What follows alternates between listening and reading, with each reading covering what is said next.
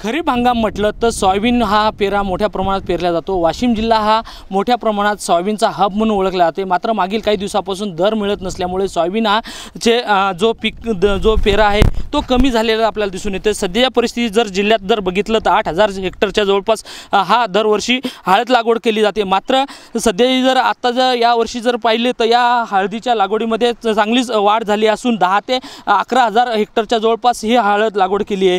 त्यामुळे या जो सुरुवातीला जो सोयाबीनचा जो दर मिळत होता तो कुठेतरी कमी पडत आहे आणि हळदीला जो दर मिळत होता तो कुठेतरी चांगला मिळत आहे आणि उत्पन्नही चांगलं होत असल्यामुळे शेतकऱ्यांनी पूर्णतः हा हळदीवर अवलंबून राहिला आहे। आपल्यासोबत काही शेतकरी येतात नेमकेच त्याच्यामुळे जाणून घ्या याने यावर्षी किती लावली तुम्ही हळद नेमकीच?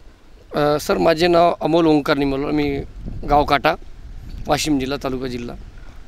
तर मी मागच्या वर्षी माझा 1.5 एकर पेरा होता, यावर्षी 3 एकरवरून येणार सर। तर या म्हणजे येत्या 10 वर्षात सोयाबीनला भाव नसल्यामुळं उलटे रिवर्स येऊन राहिले आणि मजुराची जे रेट आहेत तो वाढून राहिला आणि जे माणसाला अपेक्षित उत्पन्न पाहिजेत ते मिळून नाही राहिलं।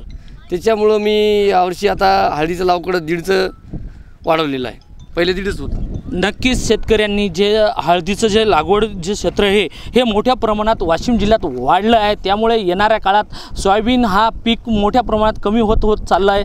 त्यामुळे हे जे सोयाबीनला जे कमी दर मिळते याचा परिणाम या हळदीवर पिकाच्या वाढण्यावर होत असल्याचं आपल्याला याच्यावरून दिसून येते।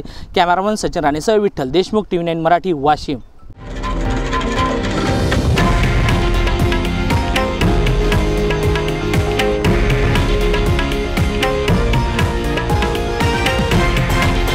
हे आहे देशातील नंबर 1 न्यूज नेटवर्क आणि आपण पाहत आहात TV9 मराठी, एकमेव।